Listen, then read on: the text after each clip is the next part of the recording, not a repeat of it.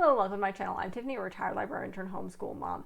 And in this video, we're going to look at another haunting book. This one is definitely geared toward kids. So this is True Hauntings, Battlefield Ghosts, Bloody Conflicts, Ghoulish Spirits, and Terrifying True Tales by Dinah Williams. This is also published by Scholastic. So this is very short. This is from the children's section of my library. It took me a while to get this. This is the reason.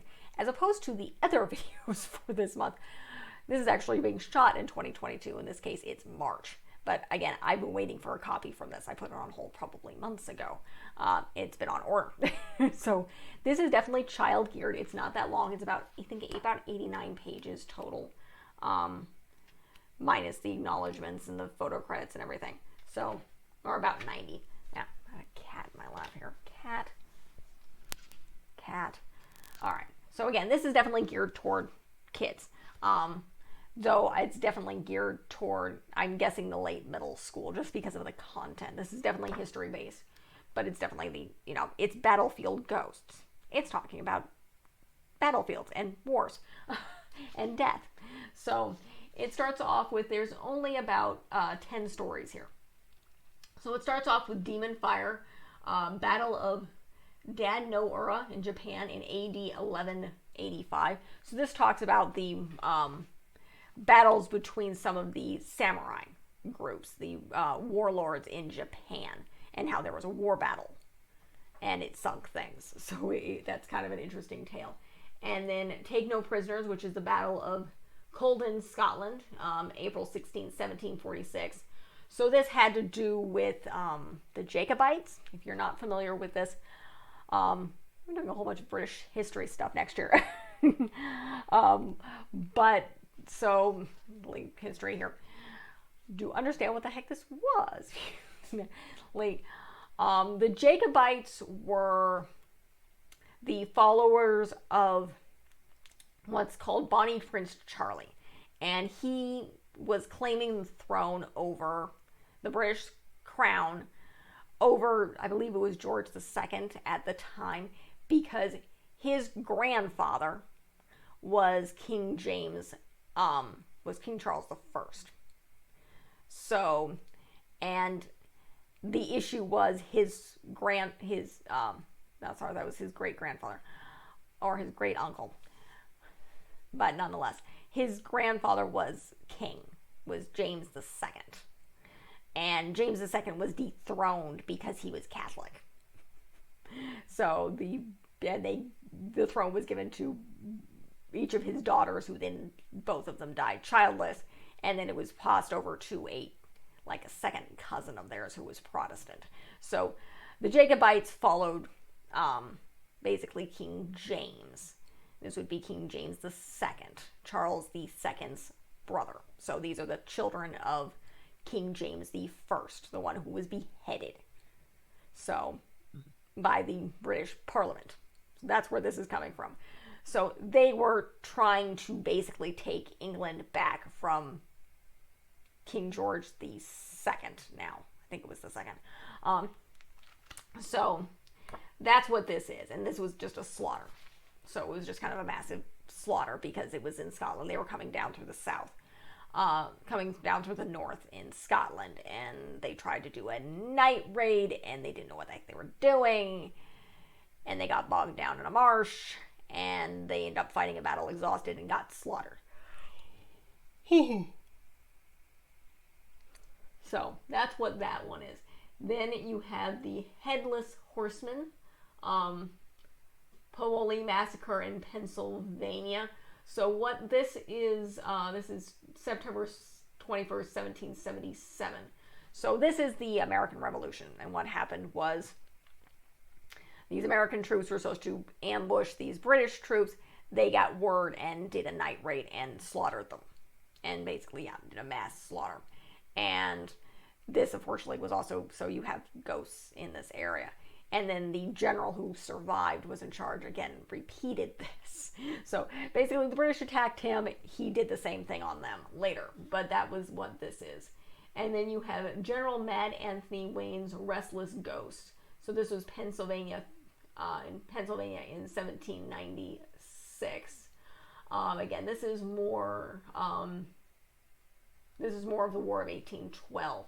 So this is the same thing. So Mad Anthony was one of the generals. He's actually very, very good. And his body, he was killed during a battle during the Revolution. And Kendra, get out of the closet. Sorry, cats are annoying. And his body, this is kind of a legend, he died in this person's house. His wife came to get him afterwards. His body was still well preserved. They had to get it back down to bones, and supposedly his bones were lost along. Some of his bones were lost along the way.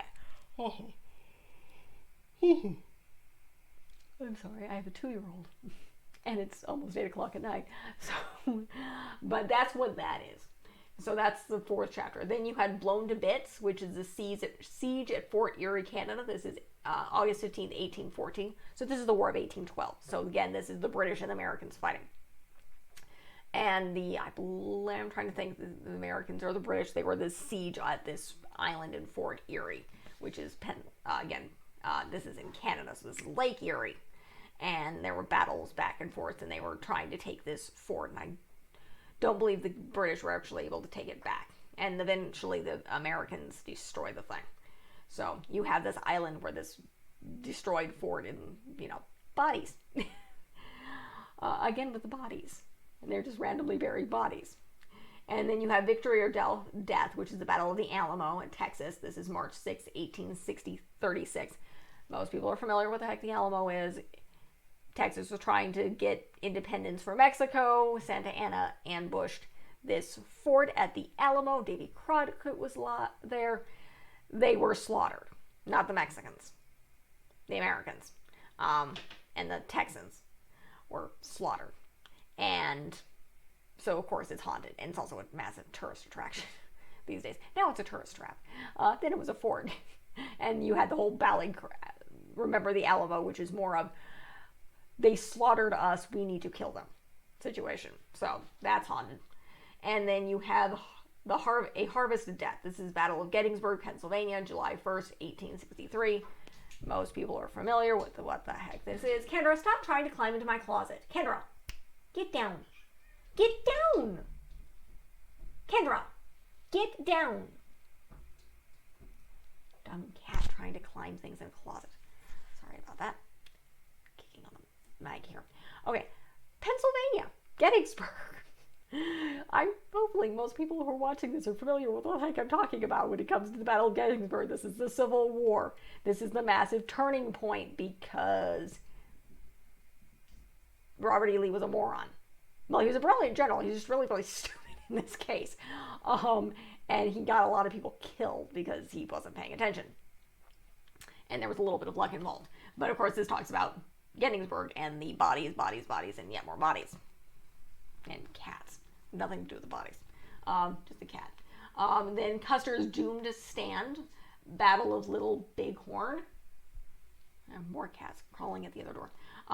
This is Montana, June 26, 1876. I've been familiar with Armstrong. Custer, complete moron. As opposed to Robert E. Lee, who was not a complete moron. Just bad luck and bad strategic. Custer was a moron. He didn't wait on reinforcements and got a whole bunch of people killed because he was a moron. He was a massive moron. And an arrogant one at that. So this talks about the Battle of Little Bighorn, which is always interesting. I actually learned something. He split up his regiment into 3 pieces trying to surround the natives. And some of the people in those 2 other groups survived, as opposed to everybody with Custer who just died and then they desecrated the bodies. Because that's what Native Americans did. Because in their belief system, you went on to the afterlife, how your body was basically laid to rest. So, yeah, they desecrated the bodies because, again, these people tried to kill them. And then unfortunately, those Americans slaughtered them like crazy. Because, of course, they did. But, again, Custer was a moron. Moving on. Ghosts of the Western Front. The Battle of Vimy Ridge. This was France, April 12, 1917. So this is World War I. So, and this is talking about trench warfare and how people survived and how people lived and how certain people were, like, the two of the stories was, one saw his mother and he went toward her, and the area where he was blown to bits. And then the second one, saying his brother had died, and his brother kind of showed up and basically summoned him to go to this other area, and the area where he was getting blown to bits. So these kind of two stories of how these people survived because they saw other people and their family members. So very interesting. And the last story is God of Light, the Battle of Okinawa, Japan, May of 1945. So this is near the end of the war. And again, this was Japan. So again, World War II was fought on two fronts, the Pacific Ocean and then, of course, Europe. The Hitler died in April of 45. So of course, the Pacific Front didn't end until the U.S. used atomic bombs on Japan.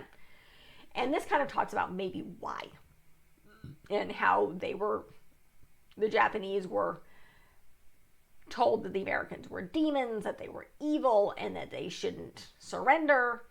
It talks a little bit about the kamikaze and a couple different ghosts who were people who were very heroic, and kind of what happened. It's kind of interesting. There's a lot of interesting history here. So that's really it for this book. It's definitely late elementary. You can tell just by the size of the print. It has some interesting stories and little interesting snippets in here. Very historical, so it covers a wide range of different historical battles. If you're looking at hauntings, if you just have an interest in this, if your kid is interested in hauntings and you're wanting to get them interested in some history, this is a good way to go. It has a lot of history in here, some very interesting pieces of information. So even if you decide to just look at certain stories in it and you're looking at different pieces of history, it's a good book to look at. Again, it's not very big, it's not very long. So it's good for those younger elementary when you're looking for something to do with hauntings and to do with the history of it. It doesn't really talk about ghost hunting or anything. It talks about some of the people's experiences and just kind of the stories that were told of people's experiences and the history behind it. Mostly it's the history behind it. So that's why this really does interest me. It's a very, very good book. So that's really it for this review. It's not a very long video, as opposed to some of my other ones where I was covering much, much longer haunting books, which are definitely for the older crowd. So if you like what you see, be sure to check out the rest of the channel. I cover books like this. I cover a lot of fiction. I cover some classic stuff. I cover various videos. This is coming out in October. So eventually we're covering the haunting stuff. By the time you guys are reading this, I'm also covering a massive book series that I started back in, that started coming out back in August of the 2022. Actually, I filmed it in 2022. Sorry, my brain doesn't always work. I have a 2-year-old.